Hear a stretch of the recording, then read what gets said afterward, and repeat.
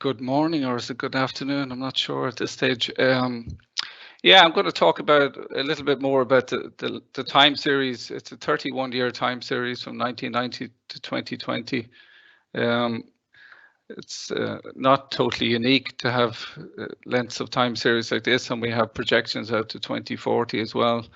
But it's a team effort. So this is the team. We're based in Wexford and in Monaghan, and we basically compile all of the emissions and the projections for both greenhouse gases and air pollution. So today I'm just going to talk about the long-term trends and why we're actually reporting emissions and what the inventories are used for compliance under the Kyoto Protocol and under the EU burden sharing agreements, the various burden sharing agreements over the last 30 years. And I'll give a little bit more insight to the four main sectors: agriculture, transport, energy industries, and residential. And if I have time, or if Mary Frances hasn't asked me to stop, I might have some time to say something about waste. I mean, Stephen has showed a lot of these slides already, or in the bridge version of them at the last 10 years, but really this is the annual trend, annual emission trends on an interannual basis. And you can see in the first decade, I mean, emissions almost increased every year. And this was largely driven by growing transport and power gen emissions. And agriculture had a peak in 1998 as well. So we've seen quite a large increase on an annual basis for the first decade. I mean, it's quite evident the recession, the economic recession, the two largest decreases ever. And obviously the most recent years, you can see that the COVID 2020 year wasn't as hadn't got as big of a decrease as in 2019, and it was only 2.1 million tons. And this is the sectoral split. We've 10 sectors, and the percentage change on an annual basis is shown on the screen. And again, you can see the recession was an 8.5% decrease in 2009, and another 6.5% decrease in 2011. And that played a role when I show about the Kyoto Protocol, what happened in that commitment period. And you can see that, you know, agriculture's always been the largest share. It's 37.1% of emissions now in 2020.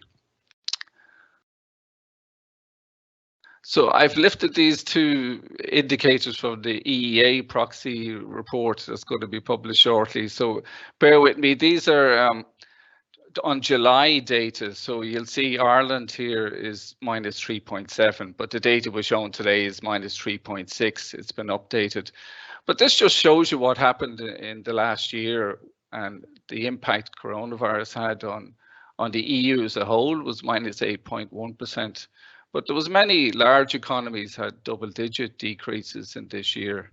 And so I suppose, you know, the fact that the agriculture was unaffected and it's 37% of our emissions, the impact in Ireland is not as significant because a lot of these countries would be higher industrialized countries or different breakdown of gases or economic activities.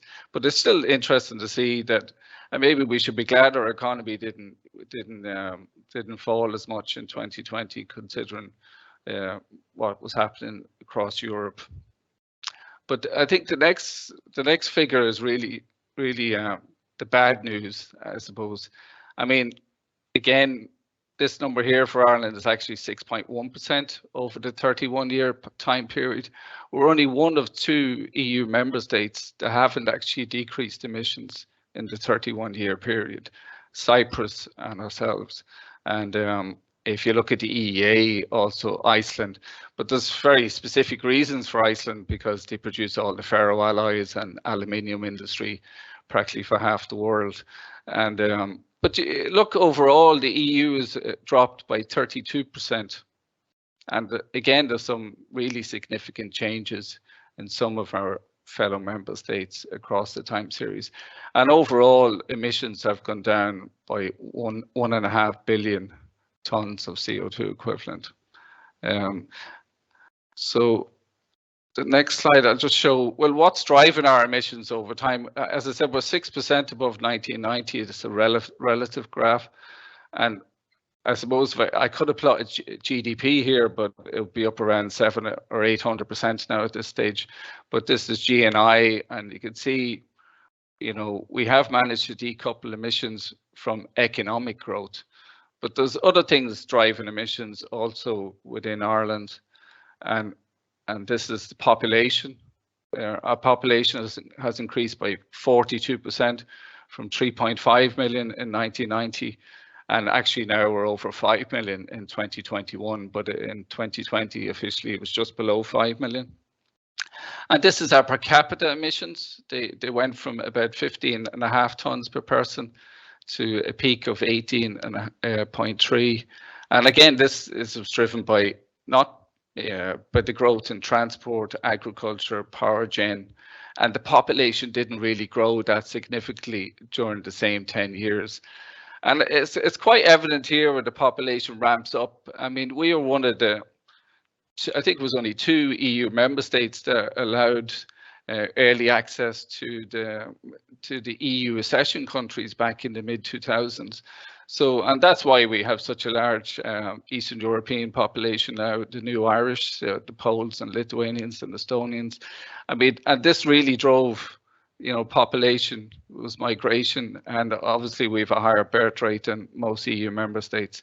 And you can see then with the impact of decarbonising electricity generation and with the increasing population, we have less per capita emissions. So now we're down at 11.6 in 2020. And that's 25% less per capita emissions than in 1990. And I don't have 2020 for all EU member states, so I'm just going to show 2019. And this is by gas, and you can see we're the 3rd worst in the EEA. So only Luxembourg and Iceland are worse. And Luxembourg, you know, it's where its geographical position between Belgium, Germany, France, and the fact that it has the lowest road transport fuel prices. So I think everybody buys the fuel in Luxembourg, and that kind of is indicated by the highest per capita emissions. But we're the 3rd highest, and I guess what's driving this is the 3 tons per person in Ireland from methane, which is mostly from agriculture. And the next nearest country is Denmark, which is down here. And Denmark have about 1.23 tons of methane per person. And nitrous oxide emissions are 1.4 tons per person. And the next highest is Latvia at 1. So, you know, most member states have very low emissions from methane and nitrous oxide. Our CO2 emissions are still above the EU average. The EU average in 2019 was, I think, 6.4. And Ireland's are 7.6.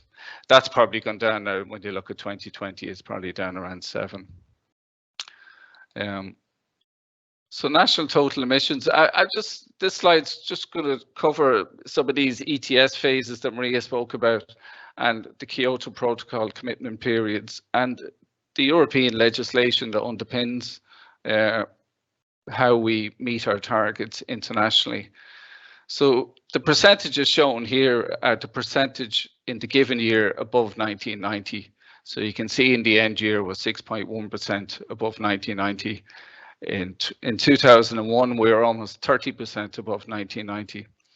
So as Maria showed, there was a pilot phase or ETS phase in 2005 to 2007. And this was getting all the countries, Annex 1 parties, ready for the first commitment period of the Kyoto Protocol, because ETS was one of the flexible mechanisms under the KP, along with joint implementation and clean development mechanisms. So essentially, ETS kicked off 3 years before the start of the first commitment period, which was phase 2 and commitment period 1. Now, commitment period 1, I mean, the EU signed up to a reduction target of -8% on 1990. So that means within the EU member states, it was divvied out through a burden sharing agreement called the monitoring mechanism decision. And this is allowed under the Kyoto Protocol. Article 4.1 of the Kyoto Protocol allows joint fulfillment of targets. So within that burden sharing agreement, Ireland got a target of plus 13%. Now you can see by the start of the commitment period, we were 25% above 1990, and we had to get to 13%. And then we had the economic crash, and we had this large reduction in 2009 and another very large reduction in 2011. So in actual fact, we met our target and we got to 8% above 1990, I suppose due to an economic recession. And nobody predicts, you know, economic crashes or COVID pandemics. So, you know, our competent authority for the first commitment period had actually bought a lot of carbon credits to use to meet compliance, and we didn't actually need them in the end. So then we move on to this commitment period, one we're going to finish up with in April 2022. And this is the third phase of ETS and the second commitment period under the KP. And again, the EU decided to have joint fulfillment amongst its member states, 28 member states and Iceland. And we had a target of -20 this time under the Doha Amendment from 2012. And what this said was that EU would reduce its emissions on 1990 by 20% by 2020. And again, this was monitored by the effort sharing decision, which Stephen mentioned earlier, and compliance. And Ireland got a target of -20. And this kind of related to our non-ETS emissions were decreasing by -20% between 2005 and 2020. So we should be at 37.7 now, but we're at 44. So, you know, we only reduced by 7% and not the 20% that was required of Ireland. So this 12 million tonne shortfall, as Steve mentioned, will have to be settled through flexibilities and agreements with other member states. So this is the last year of reporting under the KP, and from now on we'll be reporting under the effort sharing regulation for 2021 to 2030, and also the Paris Agreement. And the Paris Agreement is the first time all developing countries and developed countries will report under the same guidance and the same guidelines, all to be agreed in Glasgow, hopefully next week or the week after, if they can get it through the COP. So I'll just briefly mention KP-LULUCF. It's only relevant to, as I said, to the Kyoto Protocol, and it's not relevant to the European Union Emissions Sharing System, ESD or ESR. This was the first commitment period. These numbers were based on the carbon credits or removal units we got for the first commitment period between 2008 and 2012. And they covered what's called Article 3.3 activities under the Kyoto Protocol, afforestation and deforestation. There are 3.4 activities called forest management, cropland management, grazeland management, wetland drainage, re-wetting and revegetation. But Ireland didn't elect any of these activities in the first commitment period.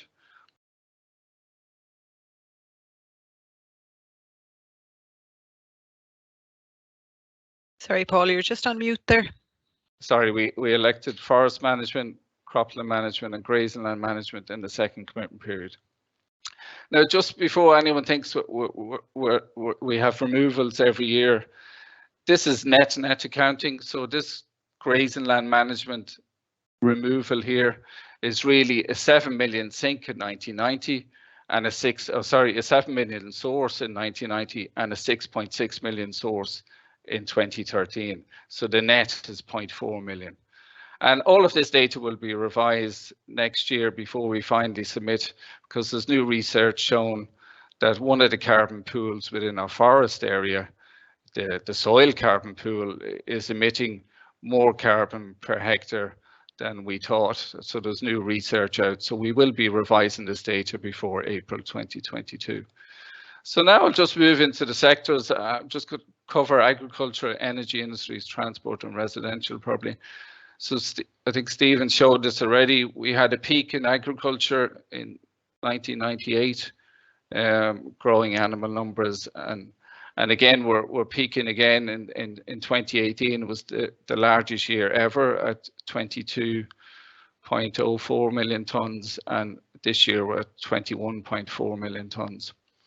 And what's driving this?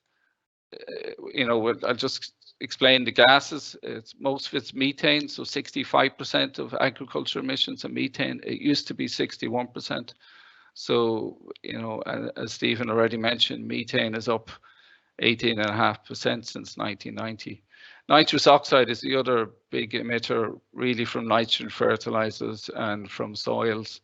And even though the share has declined, nitrous oxide emissions too are up 0.6% in 2020 in relation to 1990. And CO2 emissions are down 8%, and the share is down as well. As Stephen showed us, so I won't go into this already. You can just see the large rise in the dairy herd since the removal of milk quotas. I suppose the interesting thing here is the different animal categories, and this is an index based on 1990. So dairy cattle are now 13% above 1990. They're at 1.5 million head, and they were 1.34 in 1990. But interestingly, you can see the last 10 years, they're up 46%. And other cattle is at 4% above 1990, so that's 5.71 million animals compared to 5.5 million animals in 1990. So we all read a lot about herd stabilization.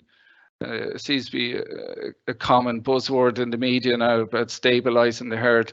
But you can see from this data, the herd hasn't stabilized, it's growing. So overall, we've 500,000 more animals, bovines, in 2020 than we did have in 1990, and certainly a lot more animals in the last 10 years than we had 10 years ago. And not all animals are the same as each other. I mean, this is the methane emissions from a dairy cow. In 1990, they were less than 113 kilos per animal. And most of this is from the enteric fermentation, which is the ruminant, the belching of the cow, and the rest is from the storage of manures. But you can see on the 5-yearly intervals, they went from 112, 116, 119, 124, 128, 128, and up to 133.5 now. And that might seem like a lot, but it's a 19% increase per animal.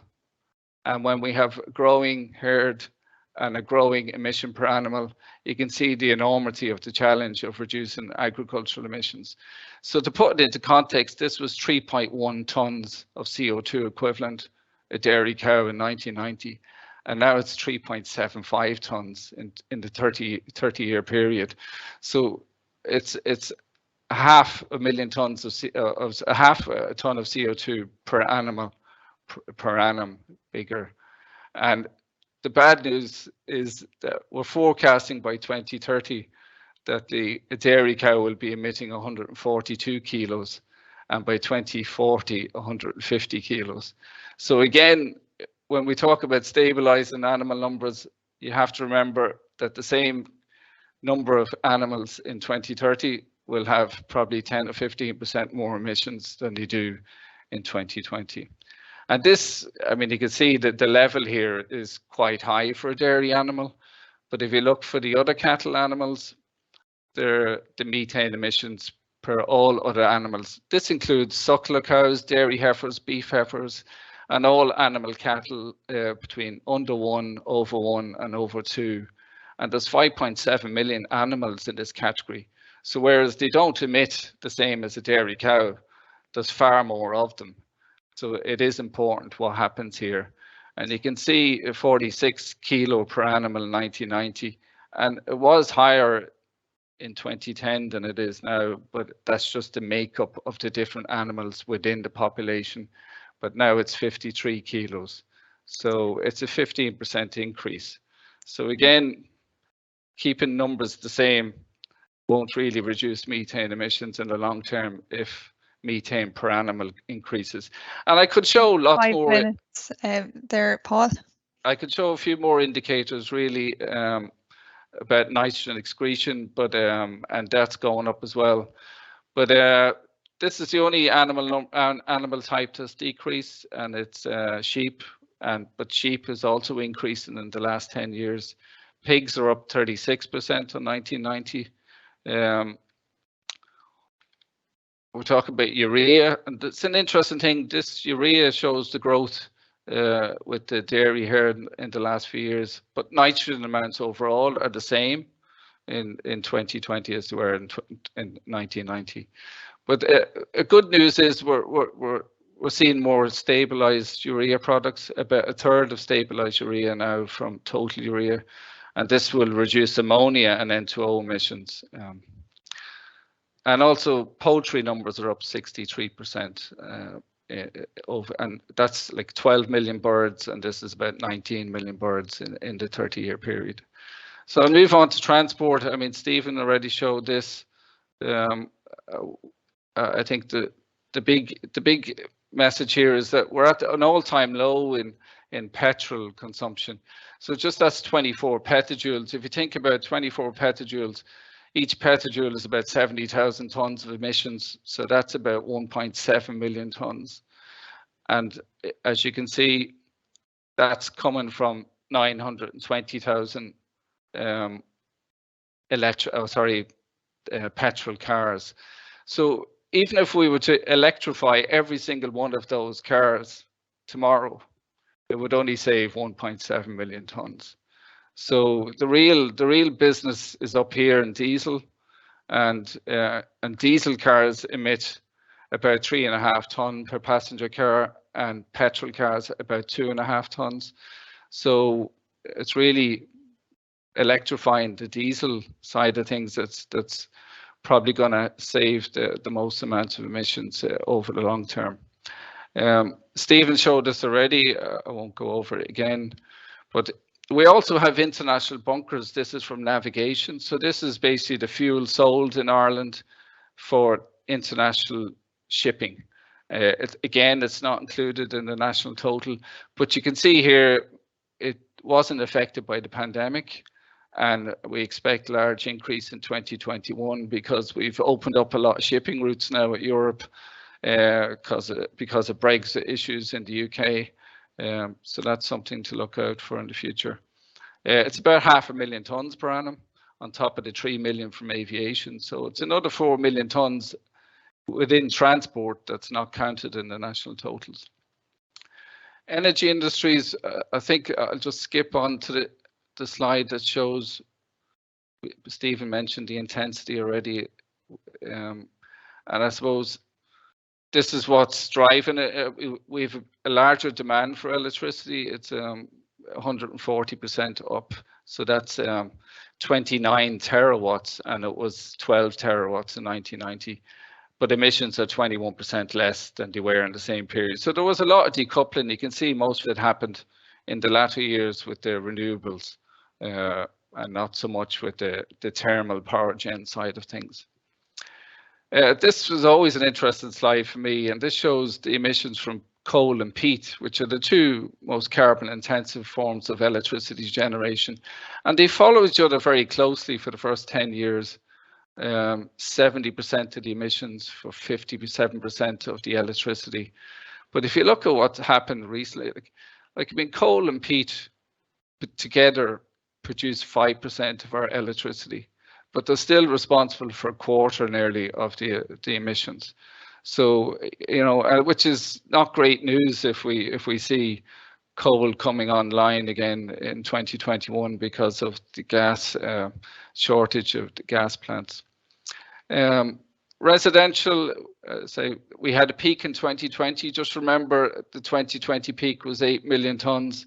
We're over 1 million ton down, nearly sorry, that's emissions. It's 8.5 million and down to about 7.5. You know, the big change is this huge reduction in solid fuels over the time series. We fuel switched, and we have an enormous increase in kerosene and gas, over 250%. But we needed to do that because we've an extra 800,000 homes, and this is the full-time series of the slides Stephen showed. We went from 7 tons per household down to a low of 3.4 tons per household, and we're starting to increase again. So, you know, retrofitting and electrification of our homes needs to increase or accelerate, or you know, if we look back at the winter of 2010, and if we have that winter again, we're going to be in serious trouble with emissions. And this is the weather requirement that Stephen mentioned. This is the average for the last 6 years. So these are degree days. You can see we need more heating in the winter months, and this was 2020. So it was an average year, and we still had 9% increase. And it was only marginally colder in the spring than 2019. So you can see that, you know, the comfort levels and fuel prices just play an important role, I suppose, in home heating as well.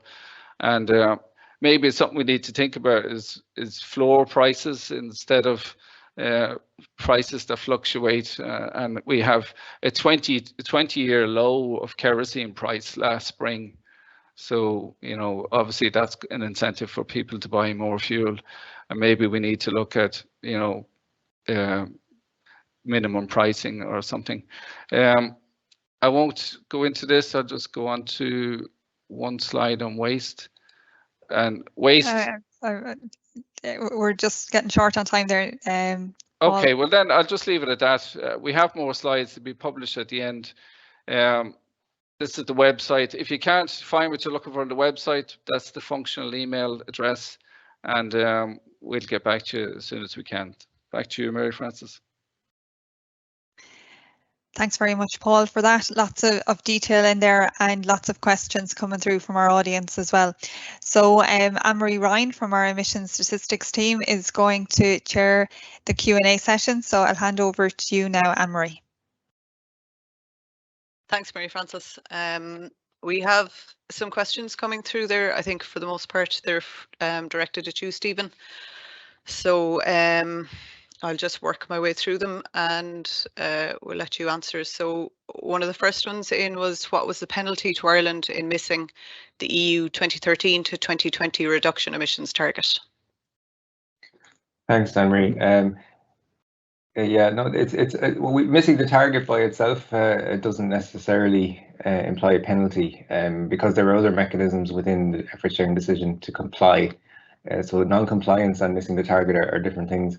In terms of compliance, there are options to purchase credits and options to bilaterally come to bilateral agreements with other member states who have surpluses because they've met their targets, and it's possible to buy AEAs from them. So that's something that I presume our Department of Environment will be able to say more on in the future, but it's there in their remit to figure out how to comply via those mechanisms. Okay. Another question in from Jean. These are production-based accounts of emissions. Are there figures or efforts on a consumption base? It's not something that you can produce from the inventory, Jean. It's this data is really done on a production basis, as you say, and it's quite different. So if you can imagine, for example, our transport emissions are based on the fuel being sold and used here. But if you were to look at a consumption basis in transport, you'd be looking at what are the emissions associated with producing the cars that are bought, and you need to know a lot of information about, you know, where they've been produced, the raw materials in it, and where those raw materials been extracted and what's been used to do it. So it's a whole different type of data. Now I know that there are estimates being worked on at the moment that EPA is supporting at the ESRI. I'm not sure if they've been published yet, but it's something that they'll be looking to estimate. But that's really at a fairly high level. What we have seen in other countries is who have done or have attempted to do a consumption approach as well. Generally speaking, they've been rich countries, you know, countries like ourselves, And what they have found is that the consumption emissions tend to be higher than the production emissions. That's just been the experience to date, and it's understandable given the richer countries buy a lot of products, so it's for that reason, and the emissions associated with producing them are not always low, and so yeah, I might just leave that one there, Henry. Yep. There's another one here. If or when it becomes clear that we are not breaking the link between emissions and economic activity, what policy advice follows from the EPA? Prioritise economic activity or prioritise emissions reduction? Pretending that we won't, can't, or mustn't be faced by this conflict is surely just implicatory denial at this stage. Thanks for that, Barry. Yeah, I mean, the EPA isn't providing policy advice here. I mean, the policy is being provided in the climate action plans, as you can see, and the plan to deliver is in there. So I don't think the EPA is going to have much to say about that at the moment. But what we can say is it's not an option to say we can't do it. The imperative from the IPCC and what we were seeing and what the actual impacts of climate change are and are going to be show that we have to tackle global climate change. We have to get the temperature rise. We have to limit the temperature rise, or as a human race, we will face a severe disruption and damage. So it's not something that we have an option to say, oh, we can't figure it out. We have to find a way, whatever that might be. And if it is ultimately related to activity, that happens. But as of now, all the sectors are engaged in the climate action planning process to understand what are the options that they can employ to deliver. And some of them involve demand reduction, some of them involve changing technologies. There's a whole raft of different types of options out there, but the EPA is not the expert on those individual policy areas. That's the sectoral responsibility. Thanks, Henry. Okay, we have a few through here on agriculture. There's a couple of similar questions. Why have methane emissions per dairy cow increased so significantly since 1990? And then another question, why will dairy cows' greenhouse gas per cow go up? Surely efficiency should bring it down. I think they're... Yeah, it's not. It's the efficiency that's talked about in relation to dairy cows is producing more milk per cow. But the cow also produces more methane as it produces more milk. But what efficiency does mean in this sense is that it's producing more milk, if you like, than it is producing more methane. So what you saw the numbers we showed earlier, in the last 10 years, we had an increase of 46% in dairy cows, but an increase of 60% in milk production. So it just shows you that the milk production went up quicker than the methane went up. But and look, well, I suppose the other side of that is if we had produced the same amount of milk in 2020 as we produced in 2010, we would have had less methane emissions associated with producing it. But that's not what happened. What happened is we produced a lot more milk and we used a lot more animals to do it as well. And if you've got more animals, you will get more methane. It might be less more methane because they're more efficient, but it'll still be more because you've got more animals, and that's what's actually happened. And yeah. A follow-on question there, how can dairy reduce direct emissions? So I think that question is asking us how emissions can be reduced with the current accounting system directly linked to cow numbers and output. Well, methane emissions is not about accounting systems. Methane emissions are methane emissions, and so whatever approach we use to account for baskets of gases to bring them together is irrelevant to the point that if you have more cows, you'll have more methane. And the methane emissions have been clearly highlighted by the IPCC report that globally methane emissions have to decline. Now, I know they don't have to decline to zero, as is the case to net zero, as is the case for the long-lived climate gases, but they do have to decrease. In terms of what can be done, well, like I just pointed out, the fact that if we had the same amount of milk production, we would have actually had less methane. So not having more animals is something that can be done. And I know that the Teagasc MAC has a whole raft of measures in terms of how they're going to tackle methane and into all the other gases associated with agriculture. So really, I mean, in terms of policies, they're the experts on this and they're working on the options. But there is one thing to say, I suppose, that I know our Director General pointed out in the past, and that's, it's not sustainable to continue to expand when we don't have a solution for how we're going to tackle the environmental damage. And that's something that we've seen water quality damage and air pollution and emissions damage in relation to greenhouse gases. If we continue to expand without having solutions, we're creating much bigger problems. And so I know the EPA has come out saying that that's something that's not sustainable into the future. Okay, I have a question here on residential emissions. Air to water heat pumps appear to be the heating system of choice in new builds, triple glazed windows and highest standard of insulation used in new builds. I would have thought residential emissions would be reducing.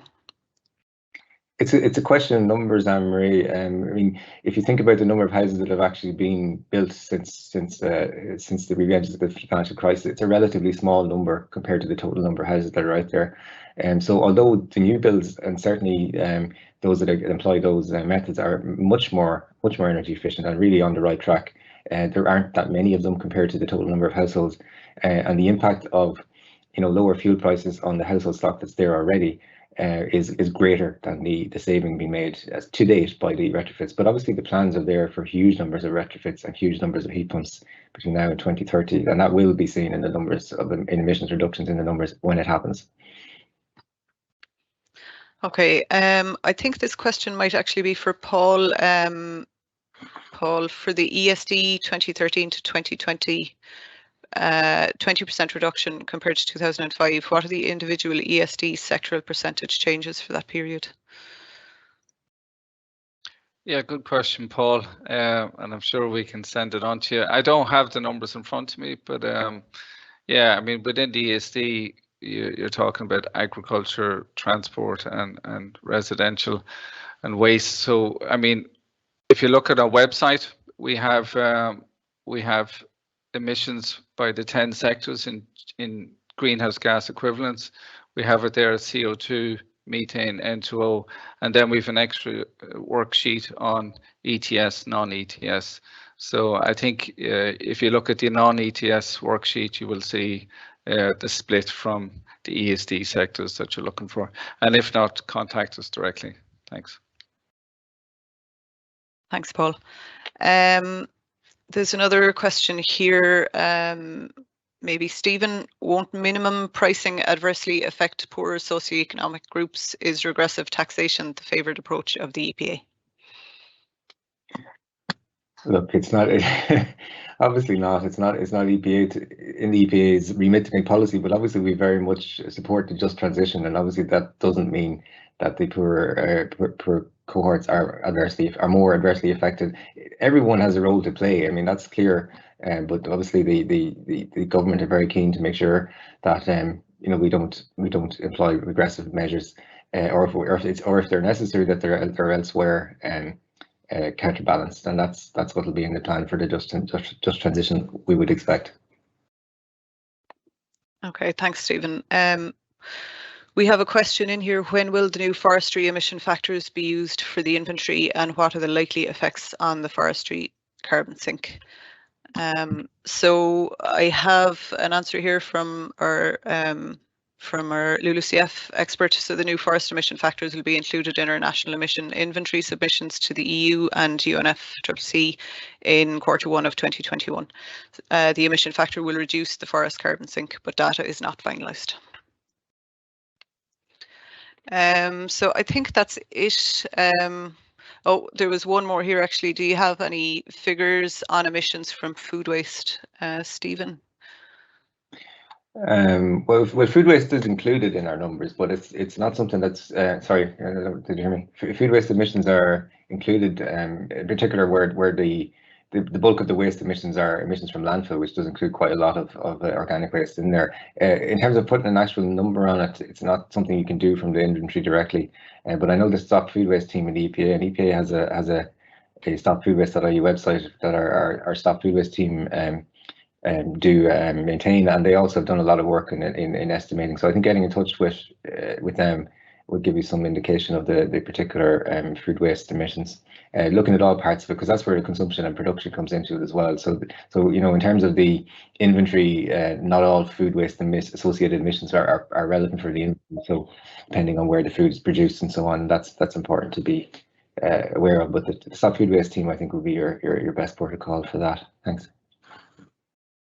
Okay, thanks, Stephen. I'm not seeing any other questions here at the moment. So I think that's it for now. Let me just take a quick look.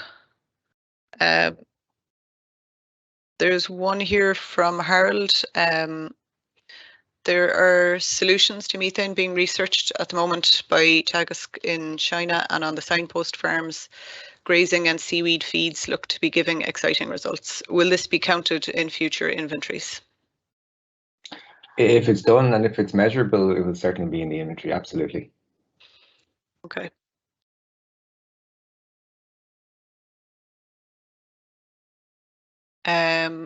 Just something there from Paul Price. Did Stephen misspeak? EPA data shows dairy methane is directly coupled to milk output.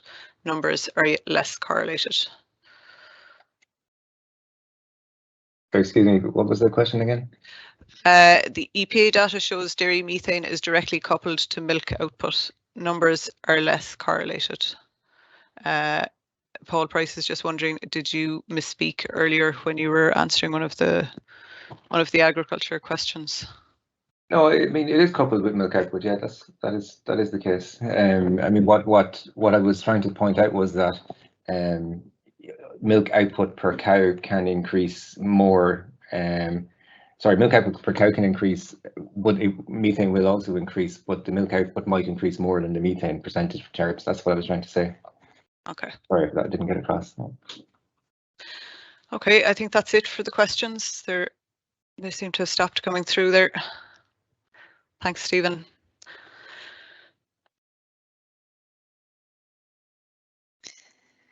Great. So thank you very much, Anne-Marie, and thanks to everyone who contributed their questions for the Q&A session.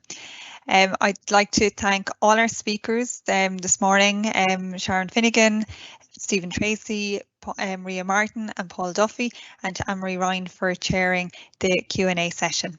As Stephen and Maria pointed out, the data is all available on the EPA website, so I encourage you to go and take a closer look there. Also, the report is available to download, and a huge amount of detail, expanding even upon the very detailed and comprehensive presentations from this afternoon is contained within the website and the relevant documents. So thank you once again for coming along today, and look forward to meeting you again in the future. Thank you.